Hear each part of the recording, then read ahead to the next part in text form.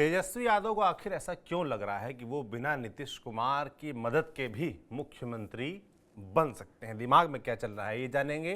कन्हैया कुमार बिहार में आजकल बड़े आक्रामक हैं, तो आखिर राहुल गांधी ने क्या पाठ पढ़ाकर भेजा है ये समझने का प्रयास रहेगा। और क्या कांग्रेस अब उस दिशा में चल चुकी है कि अगर उसको उसके मन की 70 विधानसभा सीटें नहीं मिलती हैं, मन की 70 सीटें, तो वो अकेले चुनाव लड़ सकती है? इन सभी विषयों पर चर्चा करेंगे। नमस्कार, मेरा नाम सौरभ त्रिपाठी है और आप देख रहे हैं राग बिहारी। और चर्चा करने के लिए रोज की तरह हमारे साथ हमारे वरिष्ठ साथी पंकज जी हैं। पंकज जी, बहुत स्वागत है आपका। धन्यवाद, थैंक यू। सबसे पहले तो यही समझते हैं भाई कि तेजस्वी यादव आखिरकार उनकी पार्टी की तरफ से तमाम नेताओं के, लालू यादव के, सबके बयान आते रहते हैं कि जैसे नीतीश कुमार के लिए द्वार हमेशा खुले हुए हैं, कभी भी वो आ सकते हैं एकदम। अब मगर ऐसी बताई जा रही, जानकारों की तरफ से रिपोर्ट आ रही है कि भाई तेजस्वी को लग रहा है कि बिना नीतीश के भी हमारा काम बन सकता है। चल क्या रहा है तेजस्वी के दिमाग में? तो देखिए, दरअसल आपको ये बात बताएं कि तेजस्वी यादव के बारे में जब सर्वे में ये बात आई है कि ओसी वोटर का सर्वे है कि 41% लोग उनको सीएम के रूप में देखना चाहते हैं, तब से आप ये देखेंगे कि तेजस्वी कैंप का उत्साह कई गुना बढ़ गया। और तेजस्वी कैंप का उत्साह इसलिए बढ़ गया है क्योंकि तेजस्वी कैंप को ये लग रहा है कि नीतीश कुमार के खिलाफ एंटी इनकम्बेंसी चरम पर है और उसका फायदा तेजस्वी यादव को मिलेगा। लेकिन अगर आप तेजस्वी यादव की बात करें तो तेजस्वी यादव को ऐसा लग रहा है कि प्रशांत किशोर जो कि बिहार की पॉलिटिक्स में आए हैं, वो आए नहीं है, लाए गए हैं। और उनका ये मानना है कि प्रशांत किशोर ज़्यादा नुकसान जेडीयू को पहुंचाएंगे। अच्छा। और जेडीयू को पहुंचाएंगे क्योंकि प्रशांत किशोर वही काम करेंगे जो पिछली बार चिराग पासवान ने किया था। अच्छा। देखिए, ये बहुत अहम बातें हैं। और कहा यह जा रहा है कि प्रशांत किशोर जिस तरीके से व्यापक रूप में पैसे खर्च कर रहे हैं और जिस तरीके से वो अपने पार्टी का विस्तार करने का प्रयास कर रहे हैं, निश्चित तौर पर बीजेपी इस तरह का खेल खेल रही है जिसके जरिए जेडीयू को कम सीटें आए, बीजेपी ज्यादा से ज्यादा सीटें जीत सके और साथ ही साथ कुछ संख्या में प्रशांत किशोर की भी पार्टी हो और फिर उसी तरीके से सरकार बने जैसे महाराष्ट्र में बना है, एकनाथ शिंदे वाला इफेक्ट हो। और ये बात अंदर खाने बहुत ज्यादा तेजी से घूम रही है। एकनाथ शिंदे वाला होगा, ये कौन चाहता है? देखिए, ये बीजेपी चाहती है। और तेजस्वी यादव का कैलकुलेशन ये है कि इतना सटीक बिहार में नहीं हो पाएगा क्योंकि बिहार महाराष्ट्र नहीं है। तेजस्वी यादव का यह मानना है कि अगर नीतीश पर हमला करने का प्रयास होगा या अंदर से सैबोटाज करने का प्रयास होगा तो उसका फायदा आरजेडी को मिलेगा, जैसा कि 2020 में मिला था। तो इसलिए तेजस्वी यादव को यह लगता है कि ये जो शाहाबाद है और ये मगध का इलाका है, वहां तो आरजेडी बेहतर करेगी ही करेगी। तेजस्वी यादव का पूरा जोर है कि कैसे हम मध्य बिहार में, खासतौर पर उत्तर बिहार में, इन सब जगहों पर कैसे हम बेहतर करें। अगर हम अपना परफॉर्मेंस बेहतर कर लेते हैं तो निश्चित रूप से उसका फायदा मिलेगा। दरअसल देखिए, तेजस्वी यादव अब कहना भी शुरू कर दिए हैं 75 बनाम 36। भले ही उम्र कच्ची है लेकिन जुबान पक्की है, इस तरह के नारे गढ़े जा रहे हैं।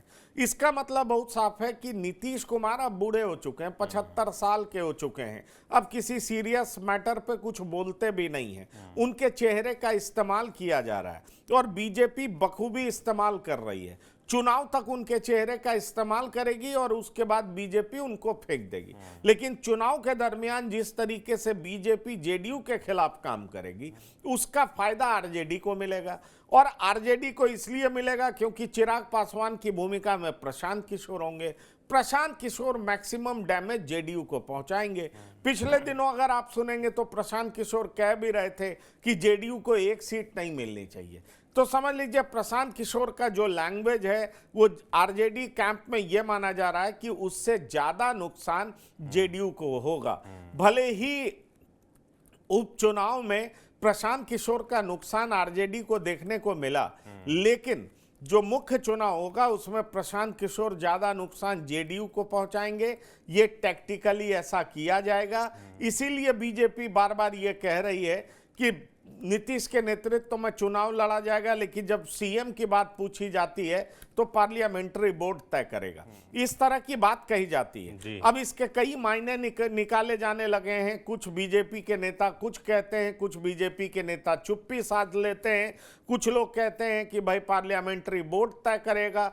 तो निश्चित तौर पर कुछ गुत्थी तो है। और इस बीच निशांत कुमार का बयान आ जाना उनके बेटे और का इसी है कि बीच मुख्यमंत्री निशांत फेस कुमार घोषित का करो। बयान आ जाना कि आप मुख्यमंत्री का उम्मीदवार उनको डिक्लेयर करिए। तो देखिए सौरभ, ये बातें बहुत गंभीर है और बातें इतनी आसान नहीं है। लड़ाई कहने को जरूर इंडिया गठबंधन के साथ है, महागठबंधन के साथ है, लेकिन लड़ाई भीतर भी है। भीतर ज्यादा से ज्यादा सीटें लाने का है लड़ाई। ये भी सच बात है कि मुख्यमंत्री कौन होगा इस पर भी हो सकती है।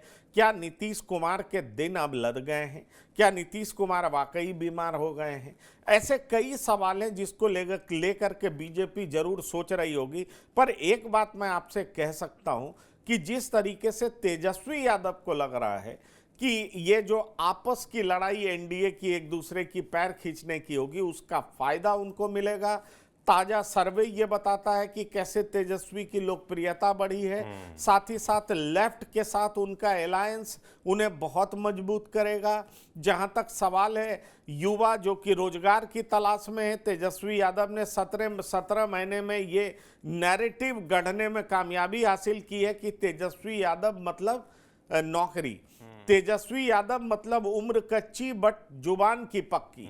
तो ये सारी बातें ऐसी है जिसको अब आरजेडी आगे बढ़ करके प्रचार कर रही है, प्रसारित कर रही है। और साथ ही साथ देखिए आज बजट पेश होना था। बजट पेश होने से पहले ही माई बहन योजना की बात तेजस्वी यादव ने कर दी कि भाई 2,500 रुपया हर महिलाओं को दीजिए। इतना ही नहीं, तेजस्वी यादव ये कह रहे 200 यूनिट फ्री बिजली दीजिए। अब सवाल उठता है कि ये सब की मांगे करके तेजस्वी यादव बिहार की जनता को अपनी तरफ साधने का प्रयास भी कर रहे हैं, दूसरी तरफ जो सिटिंग गवर्नमेंट है उस पर दबाव भी बनाने का प्रयास कर रहे हैं कि तुम ये सब कमिट करो कि तुम दोगे, नहीं दोगे तो फिर जनता हमारे तरफ देखेगी, उसका फायदा हमें होगा।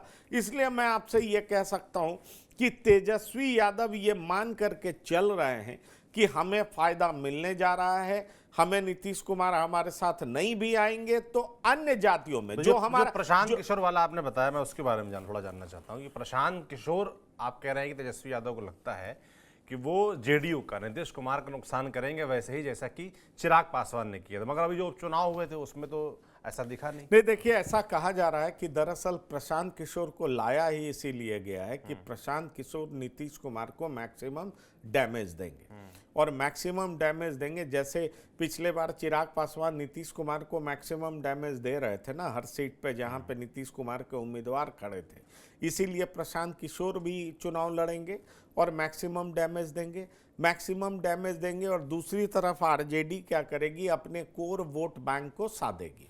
जब अपने कोर वोट बैंक को साधेगी तो 30% के आसपास इनका कोर वोट बैंक हो ही जाता है, 32%। और साथ ही साथ आरजेडी इस स्ट्रैटेजी के तहत चलेगी कि जो अन्य जातियां हैं उसमें अगर हम 20% वोट भी काट लेते हैं, जो कई सारी जातियां, तो उसका हमें फायदा मिलेगा। तो A to Z की बात करने वाली आरजेडी जो है इस बात पे ज्यादा बैंक कर रही है कि हमें कोर वोट बैंक को पूरे तरीके से साधना है, अन्य जातियों का 20% वोट भी हम अपने साथ ले आए तो। और तीसरा बहुत बड़ा फैक्टर यह है कि प्रशांत किशोर ज़्यादा से ज़्यादा नुकसान पहुंचाएंगे तो किसको, उनको लग रहा है कि वो नीतीश कुमार को पहुंचाएंगे और नीतीश कुमार को ज़्यादा नुकसान पहुंचाएंगे तो इस बार नीतीश कुमार और 43 से घट करके 20-25 पर सिमट जाएंगे, 30 पर सिमट जाएंगे और तब बीजेपी चुप नहीं बैठेगी। लेकिन आरजेडी कैंप का यह मानना है कि अगर बीजेपी इस तरीके से करेगी तो फिर जेडीयू का वोट बैंक भी बीजेपी के साथ वैसा ही करेगा, इसलिए इनकी आपस की लड़ाई भी हमें फायदा पहुंचाएगा, हम कोर वोट बैंक अपना इंटैक्ट रखेंगे, साथ ही साथ अन्य जातियों में 20% 25% वोट हम लेने में कामयाबी हासिल करेंगे। और जो हमारा पिछले 17 महीने सरकार में जो हमारा इमेज बना है, निश्चित तौर पर युवा आगे बढ़ चढ़ करके वोट करेंगे। दरअसल तेजस्वी यादव ये समझ रहे हैं जो पिछली बार जिस तरीके से सत्ता के मुहाने तक पहुंचने में हमें कामयाबी मिली थी, उसी तरीके से इस बार भी हमें कामयाबी मिलेगी। और इस बार हम शायद कांग्रेस को सीटें देने में ज्यादा सावधानी बरतेंगे। वैसी सीट, उस तरीके से सीटों का डिस्ट्रीब्यूशन होगा जिससे महागठबंधन को ज्यादा से ज्यादा फायदा होगा। लेकिन आपको बता दें सौरभ की कांग्रेस इस बात पर अड़ी हुई है कि 70 तो सीट लेंगे ही, लेकिन रेस्पेक्टेबली लेंगे। तो मुझे बोलने दीजिए, सवाल तो मत पूछ लेने दीजिए कि भाई यही मैं जानना चाहता हूँ कि कांग्रेस पार्टी क्या सोच रही है। कन्हैया कुमार जिस तरीके से बयानबाजी कर रहे हैं, वो कह रहे हैं कि भाई गांव-गांव तक, वार्ड तक जो है कांग्रेस संगठन को ले जाना है ताकि अकेले लड़ने की भी स्थिति में कांग्रेस पार्टी रहे। जो प्रभारी नए बनाए गए हैं कृष्णा अल्लावरू, वो भी कह रहे हैं कि राजद की बी टीम नहीं है कांग्रेस। तो जिस तरीके से एग्रेशन अचानक से दिख रहा है, जो दिल्ली के नतीजे आए, हरियाणा के नतीजे आए, उसके बीच ये एग्रेशन, क्या कुछ ऊपर से संदेश दे दिया गया है कि भाई एग्रेसिव रहना है और एकदम फ्रंट फुट पे खेलना है, बी टीम नहीं है, ए टीम है, ए टीम अच्छे से मजबूती से लड़ेंगे, अकेले भी लड़ सकते हैं, मन की सीटें नहीं मिली जो आप कह रहे हैं, 70 सीटें मन की चाहिए। देखिए सौरभ, आपको एक दो चीज जानना बहुत जरूरी है, मुझे लगता है कि दर्शकों तक ये पहुंचाना बहुत जरूरी है। देखिए, जो कन्हैया कुमार हैं वो राहुल गांधी के बहुत खास हो चुके हैं। कन्हैया कुमार जेएनयू में स्टूडेंट यूनियन के प्रेसिडेंट रह चुके हैं, लेफ्ट का बैकग्राउंड है उनका। और दूसरा शख्सियत है संदीप सिंह। संदीप सिंह प्रियंका गांधी वाड्रा के बहुत खास हैं। इनका भी लेफ्ट बैकग्राउंड है और जेएनयू से ही पढ़े लिखे। अब देखिए, जो मेरी जानकारी है वो मेरी जानकारी ये है कि ये सारे लोग तैयारी किसकी कर रहे हैं, तो ये सारे लोग तैयारी 2029 की कर रहे हैं, लोकसभा चुनाव की। और उस हिसाब से उन तमाम राज्यों में अपना खोया हुआ जमीन पाने के लिए ये लोग प्रयासरत हैं। अब देखिए, जहां तक आपको बता दें तो राहुल गांधी के आसपास जो जोड़ी बहुत कारगर है, जयराम रमेश। जयराम रमेश बहुत पढ़े लिखे माने जाते हैं, लेकिन लेफ्ट माइंडसेट के माने जाते हैं, कांग्रेस में है। जयराम रमेश ने कन्हैया को बहुत प्रमोट किया और कन्हैया काफी नजदीक हो चुके हैं राहुल गांधी के। जयराम रमेश ने खुद स्टेटमेंट दिया है कि राहुल गांधी के बाद भारत जोड़ो यात्रा में अगर कोई दूसरा नेता जिसको जनता सुनना चाहती थी वो कन्हैया है। तो समझ लीजिए, कन्हैया बिहार जाते हैं, बिहार में अपने डिस्ट्रिक्ट टाउन जाते हैं, बेगूसराय घूमते हैं, वहाँ मीटिंग करते हैं, मीटिंग में अपने कार्यकर्ताओं को कहते हैं कि हमें वार्ड तक, गांव तक पहुंचने की जरूरत है। अगर कांग्रेस को रेस्पेक्टेबल सीटें नहीं मिलती हैं और साथ ही साथ वैसी सीटें नहीं मिलती है जो कि जीतने लायक हो, तो कांग्रेस कोई भी सीट नहीं ले लेगी। दरअसल आपको याद होगा कि 2020 में कांग्रेस को 70 सीटें तो दी गई थी। कांग्रेस ने जब आत्मचिंतन किया, आत्मावलोकन किया, तो पाया ये कि 70 में से 45 ऐसी सीटें हैं जो महागठबंधन पिछले 4 चुनाव से जीती ही नहीं थी।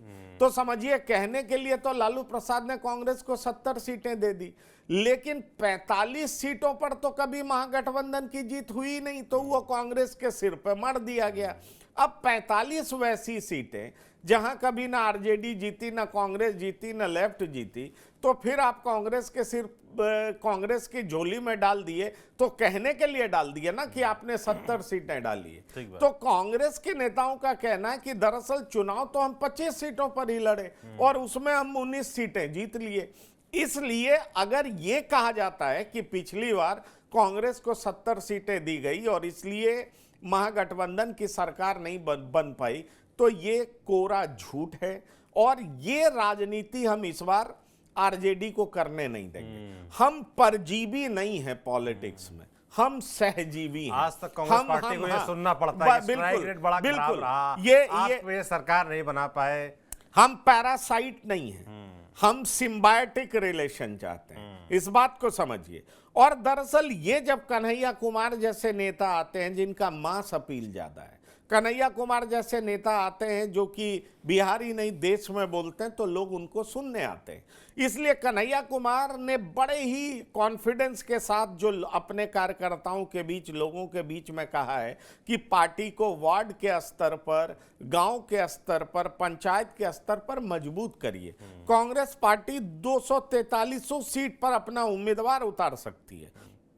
जहां तक मेरी जानकारी है सौरभ, वैसे कांग्रेस पार्टी रिमोट पॉसिबिलिटी में ऐसा करेगी। मतलब जब कांग्रेस पार्टी के पास कोई उपाय नहीं रह जाएगा। कांग्रेस पार्टी बेहतर पॉस्चरिंग कर रही है और पॉस्चरिंग करके एक रेस्पेक्टेबल सीट पाना चाहती है, और इसीलिए राहुल गांधी ने कन्हैया कुमार को भेज दिया है। कुछ टाइम के बाद आप देखेंगे पप्पू यादव भी आपको एक्टिव नजर आएंगे।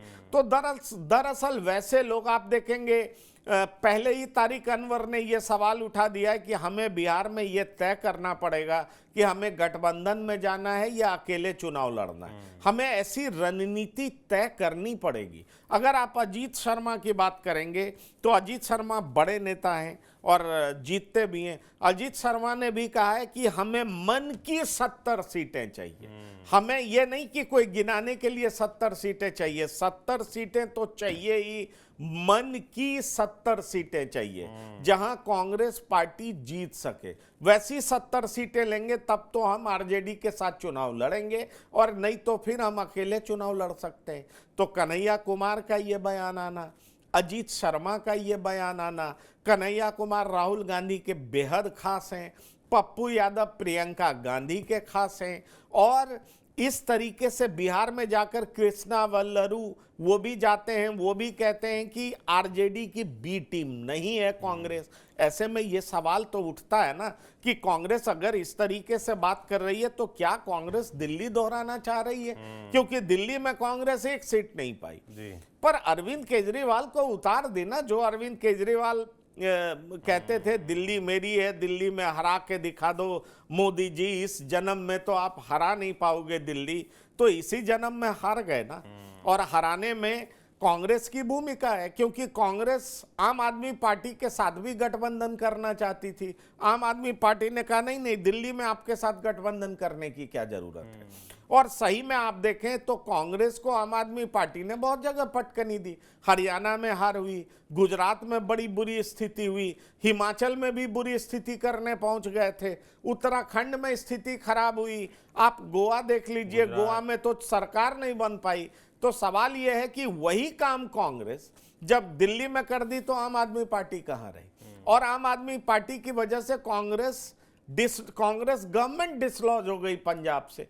तो ऐसे कई सारे वाकये हैं जिसको आप देखेंगे तो उसको देख करके ये लगता है कि जो लोग कांग्रेस को मजबूर समझ रहे हैं, अब कांग्रेस कहती है नहीं नहीं नहीं, मजबूर मैं नहीं हूं, मेरे कॉस्ट पे तुम्हारी सत्ता चमक रही है, और तुम्हारी सत्ता चमक रही है तो सत्ता में भागीदारी हमें देनी पड़ेगी। ठीक उसी तरीके से जैसे हम लोकसभा चुनाव में तुम्हें देते हैं, तो तुम हमें समुचित भागीदारी नहीं दोगे, हिस्सेदारी नहीं दोगे, तुम हमारा सम्मान नहीं करोगे, तो ये मत समझो कि हम तुम्हारे पीछे लटके रहेंगे। हम अपने दम पर चुनाव लड़ सकते हैं, और हम अपने दम पर चुनाव लड़ेंगे तो आपकी स्थिति हम वही कर देंगे जो हमने अरविंद केजरीवाल का दिल्ली में किया। और इसीलिए कांग्रेस की आप ये पोस्चरिंग देख रहे हैं कि मन की 70 सीट दो, और मन की 70 सीट नहीं दोगे तो ये जान लो कि हम 243 सीट पर चुनाव लड़ने की तैयारी कर रहे हैं। कन्हैया का यही बयान अपने आप में ये इंडिकेट करता है कि कांग्रेस अब आक्रामक मूड में है। कांग्रेस आक्रामक मूड में है और इसके लक्षण नजर आने भी लगे हैं। कन्हैया कुमार का आना, बयान देना, काडर से बोलना कि गांव-गांव तक तैयारी करो, बूथ तक जुट जाओ, और उसके बाद प्रभारी का बयान कि भाई बी टीम नहीं है हम आरजेडी की।